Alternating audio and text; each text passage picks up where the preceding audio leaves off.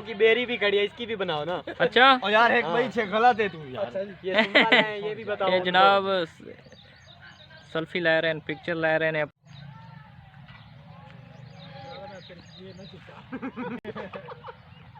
क्यों चंगी नहीं लगती भाई पिक्चर?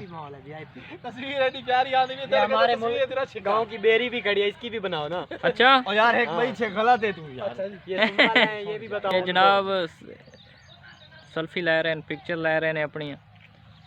गुलाब दे फुल्लां च बैठते हैं। हाय गुलाब दे में फूल, बकैनी है। वैसे कितना प्यारा माहौल है। ये क्या गुलाब है? हाँ गुलाब प्योर। अच्छा कल थोड़ी मैं देखी ना पिक्चर ते मैं आखिर कि पता है किधर चले गए ने, पूछ लै मेरे को, पूछा यार कित्थे गए ने, मैनू आता है यार ये सरगाने दे नाल है तले। शांत पता ही कोई नहीं। वैसे इतनी खूबसूरती सरगाने च है। जी क्या आवाम बात के है। करेंदी भाई ये।